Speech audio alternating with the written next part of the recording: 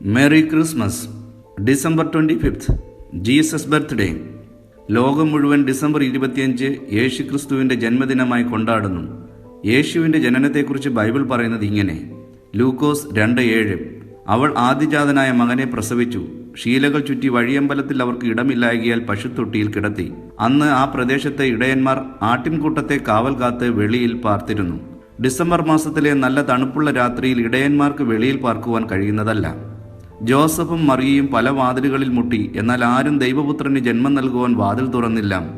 എല്ലാവർക്കും വേണ്ടിയുള്ളതാണ് വഴിയമ്പലം, പക്ഷെ അവിടെയും ഇടം കൊടുത്തില്ല.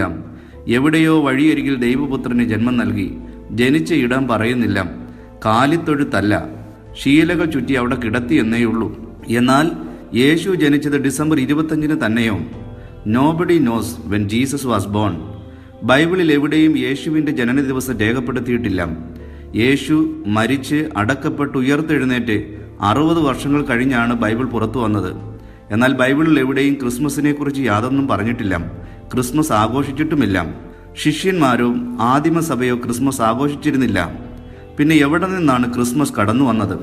ഡിസംബർ 25 യേശുവിൻ്റെ ജന്മദിവസമല്ല, മറിച്ച് ഡിസംബർ 25 മിത്ര എന്ന ജാതീയ ദേവനായ സൂര്യദേവന്റെ ജന്മദിവസമാണ്. അതാണ് ക്രിസ്മസ് ആഘോഷമായി മാറിയത്. പുരാതന റോമിൽ നടന്നു വന്നിരുന്ന ജാതീയ ആഘോഷമായിരുന്നു സാറ്റർനാലിയ. കൃഷിയെ അനുഗ്രഹിക്കുന്ന ദേവനെ പ്രസാദിപ്പിക്കുന്നതിന് വേണ്ടിയായിരുന്നു ഈ ഉത്സവം. ഡിസംബർ 17 മുതൽ 24 വരെയായിരുന്നു ഈ ആഘോഷം. തിന്നുവാനും കുടിക്കുവാനും ധാരാളം, മദ്യം ഇഷ്ടം പോലെ, വലിയവനെന്നോ ചെറിയവനെന്നോ ഇല്ലാതെ മതിമറന്ന് തിമിർത്ത് ആഘോഷം. ഡിസംബർ 25 യേശുക്രിസ്തുവിന്റെ ജന്മദിവസമല്ല, മറിച്ച് ഡിസംബർ 25 കീഴ്പ്പെടുത്താൻ കഴിയാത്ത സൂര്യദേവൻ എന്നറിയപ്പെടുന്ന മിത്ര എന്ന ജാതീയ ദേവന്റെ ജന്മദിവസമാണ് റോമൻ കത്തോലിക്ക സഭ യേശുവിന്റെ ജന്മദിനമാക്കി മാറ്റിയത്. കോൺസ്റ്റന്റൈൻ എന്ന റോമൻ ചക്രവർത്തി ക്രിസ്തുമതം സ്വീകരിക്കുകയും പിന്നീട് ക്രിസ്തുമതം രാജകീയ മതമായി പ്രഖ്യാപിക്കുകയും ചെയ്തു. കോൺസ്റ്റന്റൈൻ ചക്രവർത്തിക്ക് മുൻപുണ്ടായിരുന്ന സകല ചക്രവർത്തിമാരും ക്രിസ്ത്യാനികളെ അതിക്രൂരമായി പീഡിപ്പിക്കുന്നവരായിരുന്നു. രാജാവ് മതം മാറിയതോടെ ക്രിസ്തു ആരാണെന്നറിയാത്ത സകല ജാതികളും മാനസാന്തരമോ വീണ്ടും ജനന അനുഭവമോ ഇല്ലാതെ ക്രിസ്ത്യാനികളായി മാറി. എന്നാൽ അവർ പിന്തുടർന്നു വന്ന ജാതീയ ആചാരങ്ങളൊന്നും അവർ വിട്ടുകളഞ്ഞില്ല, മറിച്ച് അത് പിന്തുടർന്നുകൊണ്ടേയിരുന്നു. തണുപ്പ് കാലത്ത് അവർ ആഘോഷിച്ചു വന്നിരുന്ന അവരുടെ ദേവന്റെ ജന്മദിവസം അവർ ക്രിസ്തുവിന്റെ ജന്മദിവസമാക്കി. കോൺസ്റ്റന്റൈൻ ചക്രവർത്തിയുടെ അനുമതിയോടെ പോപ്പ് ജൂലിയസ് ഒന്നാമൻ മാർപ്പാപ്പയാണ് ആദ്യമായി AD 366 ഡിസംബർ 25 യേശുക്രിസ്തുവിന്റെ ജന്മദിനമായി പ്രഖ്യാപിച്ചത്. AD 432 ഈജിപ്തിലും 6-ാം നൂറ്റാണ്ടിൽ ഇംഗ്ലണ്ടിലും 8-ാം നൂറ്റാണ്ടിന്റെ അവസാനം സ്കാൻഡിനേവിയൻ രാജ്യങ്ങളിലും ക്രിസ്മസ് ആഘോഷം ആരംഭിച്ചു. 1870-കളാണ് അമേരിക്കയിൽ ക്രിസ്മസ് ആഘോഷം തുടങ്ങിയത്. ക്രിസ്മസ് ട്രീ കടന്നു വന്നത് റോമിൽ നിലനിന്നിരുന്ന ജാതീയ വൃക്ഷാരാധനയിൽ നിന്നാണ്. അവർ അവരുടെ ജാതീയ ദേവന്റെ ജന്മദിവസം വൃക്ഷങ്ങൾ അലങ്കരിക്കുകയും അതിൽ വിളക്കുകൾ കൊളുത്തുകയും ചെയ്യുമായിരുന്നു. സാന്റാക്ലോസിന്റെ രൂപം വെളുത്ത താടിയും ചുമന്ന കോട്ടും ചുമന്ന തൊപ്പിയും കറുത്ത ഷൂവും 1931 കൊക്കക്കോളയുടെ ഒരു പരസ്യത്തിൽ നിന്നാണ്. Santa was born a blend of Catholic church, a pagan god and a commercial idol. സഭാ മേലധ്യക്ഷന്മാർക്കും പുരോഹിതന്മാർക്കും നന്നായി അറിയാം ഡിസംബർ 25 ക്രിസ്തുവിന്റെ ജന്മദിനമല്ലെന്ന്. എന്നിട്ടും അവർ ജനങ്ങളെ വഞ്ചിക്കുകയാണ്. ബഹുഭൂരിപക്ഷം ക്രിസ്ത്യാനികളും അന്ധകാരത്തിലാണ് ഈ യാഥാർത്ഥ്യത്തിൽ. ഗ്രീസിലെയും റഷ്യൻ ഓർത്തഡോക്സ് ചർച്ചും 13 ദിവസം കഴിഞ്ഞ് ജാനുവരിയിലാണ് ക്രിസ്മസ് ആഘോഷിക്കുന്നത്. ഇതിന് മെറി എക്സ്മാസ് എന്നാണ് അറിയപ്പെടുന്നത്. മെറി എന്ന വാക്കിന്റെ അർത്ഥം മതിമറന്ന് കൂത്താടുന്നതിനെയാണ്. എക്സ് മാസ് എന്ന് പറഞ്ഞാൽ അൺനോൺ ഡേ എന്നാണ്. മാത്സിൽ എക്സ് അൺനോൺ ആണ്. Example, x+3 = 5. What is X? Answer is 2. അറിഞ്ഞോ അറിയാതെയോ ഇട്ടിരിക്കുന്നത് എക്സ്മാസ് അൺനോൺ ഡേ എന്നാണ്. എന്നിട്ടും ഡിസംബർ 25. പൊതുവെ ഒരു ചെല്ലുണ്ട്: ക്രിസ്മസിന് ഒരു പെഗ് കുടിച്ചില്ലെങ്കിൽ അവൻ ക്രിസ്ത്യാനിയല്ല.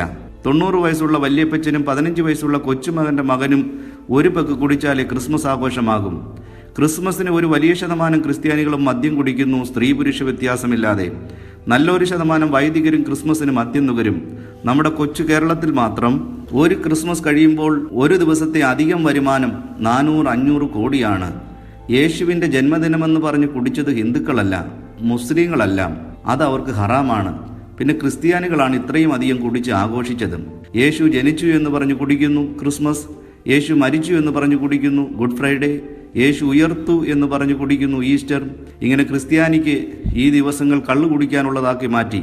ദൈവം ഏറ്റവും കൂടുതൽ ദുഃഖിക്കുന്നതും സാത്താൻ ഏറ്റവും കൂടുതൽ സന്തോഷിക്കുന്ന 3 ദിവസങ്ങൾ. മദ്യം അകത്ത് ചെന്നാൽ മദ്യത്തിന്റെ ദോഷം ബൈബിൾ പറയുന്നു. 1 കൊരിന്തി 6:10 മദ്യപാനി ദൈവരാജ്യം അവകാശമാക്കുകയില്ല. ഒരു പെക്ക് കുടിച്ചാലും ഒരു കുപ്പി കുടിച്ചാലും മദ്യപാനിയാണ്. 1 രൂപ കട്ടാലും 1 ലക്ഷം കട്ടാലും കള്ളനാണ്. സദൃശ്യവാക്യങ്ങൾ 20:1 വീഞ്ഞ് പരിഹാസിയും മദ്യകലഹക്കാരനുമാകുന്നു, അതിനാൽ ചാഞ്ചാടി നടക്കുന്ന ആരും ജ്ഞാനിയാകയില്ല. സദൃശ്യവാക്യങ്ങൾ 23-29 മദ്യം രുചിച്ചു നോക്കുവാൻ പോകുന്നവർക്ക് അയ്യോ കഷ്ടം. യെശയ്യാവ് 5:11 അധികാലത്ത് എഴുന്നേറ്റ് മദ്യം തേടി ഓടുകയും ചെയ്യുന്നവർക്ക് അയ്യോ കഷ്ടം. യെശയ്യാവ് 28:7 പുരോഹിതനും പ്രവാചകനും മദ്യപാനം ചെയ്ത് ചാഞ്ചാടുകയും മദ്യപിച്ച് ആട് നടക്കുകയും ചെയ്യുന്നു, അവർ ദർശനത്തിൽ പിഴച്ച് ന്യായവിധിയിൽ തെറ്റിപ്പോകുന്നു. ഹോശയ്യ 4:18 മദ്യപാനം ചെയ്യുമ്പോൾ അവർ പരസംഗം ചെയ്യും. ഒരു കാര്യം നമുക്ക് നന്നായിട്ടറിയാം, മദ്യം അകത്ത് ചെന്നാൽ നന്മയല്ല മറിച്ച് തിന്മയത്രയുണ്ടാകും, അത് പരസംഗത്തിലേക്ക് നയിക്കും. യോവേൽ 1:5 മദ്യപാന്മാരെ ഉണർന്ന് കരവിൻ. ആമോസ് 6:7 നിവർന്നു കിടക്കുന്നവരുടെ മദ്യപാനഘോഷം തീർന്നു പോകും. നഹൂം 1:10 മദ്യപാനി മുഴുവനും ഉണങ്ങിയ താളടി പോലെ തീക്ക് ഇരയായിത്തീരും. ലൂക്കോസ് 21:34 കർത്താവ് പറയുന്നു മദ്യപിക്കരുത്. റോമർ 13:13 മദ്യപിക്കരുത്, മര്യാദയായി നടക്കാം. 1 കൊരിന്തി 5:11 മദ്യപാനിയോട് സംസർഗം അരുത്. 1 കൊരിന്ത്യർ 6:10 മദ്യപാന്മാർ ദൈവരാജ്യം അവകാശമാക്കുകയില്ല. 1 പത്രോസ് 4:3 വീഞ്ഞുകുടിയിലും വെറുക്കുത്തുകളിലും മദ്യപാനത്തിലും നടന്ന് ജാതികളുടെ ഇഷ്ടം പ്രവർത്തിച്ചുകൊണ്ട് കാലം പോക്കിയത് മതി. പ്രിയപ്പെട്ടവരെ, മദ്യം കുടിക്കുന്ന നുകരുന്ന ആര് തന്നെയായാലും അവരിൽ ഒരാൾ പോലും ദൈവരാജ്യത്തിൽ കടക്കത്തില്ല എന്ന് സ്പഷ്ടമായിട്ട് ദൈവത്തിന്റെ തിരുവചനം നമ്മെ പഠിപ്പിക്കുന്നു. ക്രിസ്മസ് എന്ന പേരിൽ കുടിച്ചു കൂത്താടി ആഘോഷിക്കുകയാണ്, മെറിയാകുന്നു. സകല ക്ലബ്ബുകളും നിറഞ്ഞു കവിയുന്നു. സൂര്യദേവന്റെ ജന്മദിനം ക്രിസ്തുവിൻ്റേതെന്ന് പറഞ്ഞുകൊണ്ട് കൊണ്ടാടുകയാണ്. ഇതിലൂടെ മഹത്വപ്പെടുന്നത് ദൈവമല്ല മറിച്ച് പൈശാചിക മണ്ഡലമാണ് ഇതിലൂടെ സന്തോഷിക്കുന്നത്. സാത്താൻ ഏറ്റവും കൂടുതൽ സന്തോഷിക്കുന്ന ദിവസമാണ് എക്സ്മാസ്. കാരണം ദൈവത്തിന്റെ ഏകജാതനായ പുത്രൻ സകല മനുഷ്യരുടെയും പാപത്തിൽ നിന്ന് മോചനം നൽകുവാൻ ഭൂമിയിൽ ജനിച്ച ദിവസം ഏറ്റവും കൂടുതൽ ആളുകൾ പാപത്തിലേക്ക് വീഴുന്നു, പാപത്തിൽ മുങ്ങിത്താഴുന്നു. ഇതിൽ സാത്താൻ സന്തോഷിക്കുന്നു. യേശു എന്തിനു വേണ്ടിയാണ് ജനിച്ചത് എന്ന് ക്രിസ്ത്യാനികൾ അറിഞ്ഞിരുന്നുവെങ്കിൽ കൊള്ളായിരുന്നു.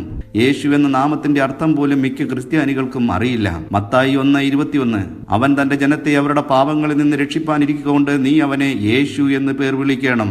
പാപങ്ങളിൽ നിന്ന് രക്ഷിക്കുന്നവൻ പാപവിമോചകൻ എന്നാണ് യേശു എന്ന വാക്കിന്റെ അർത്ഥം തന്നെ. പ്രിയരെ, യേശുദേവന്റെ ജന്മദിനം എന്ന് പറഞ്ഞ് ക്രിസ്മസ് ആഘോഷിച്ച് സാത്താനെ സന്തോഷിപ്പിക്കുന്നത് അവസാനിപ്പിച്ച് ക്രിസ്തു എന്തിനു വേണ്ടിയാണ് ജനിച്ചതെന്ന് തിരിച്ചറിഞ്ഞ് മാനസാന്തരപ്പെട്ട് പാപത്തിൽ നിന്ന് മോചനം പ്രാപിക്കാം. കഴിഞ്ഞ നാളുകളിൽ അറിവില്ലായ്മയിൽ ആഘോഷിച്ചത് ദൈവം ക്ഷമിക്കും. എന്നാൽ സത്യം അറിഞ്ഞതിനു ശേഷം ഇനിയും ജാതീയ സൂര്യദേവന്റെ ജന്മദിനം ക്രിസ്മസ് ആയി ആഘോഷിച്ചാൽ ദൈവം ക്ഷമിക്കയില്ല എന്ന് മറക്കരുത്. പ്രിയരെ, ഇനിയെങ്കിലും യാഥാർത്ഥ്യങ്ങളെ തിരിച്ചറിയൂ. യേശുക്രിസ്തുവിലൂടെയുള്ള നിത്യരക്ഷയെ നഷ്ടപ്പെടുത്തരുതേ. മാനസാന്തരപ്പെട്ട് വീണ്ടും ജനിച്ച് രക്ഷിക്കപ്പെടൂ. കർത്താവ് വീണ്ടും തന്റെ വിശുദ്ധന്മാരെ ചേർക്കുവാൻ വേഗം വരാറായി. ആമേൻ.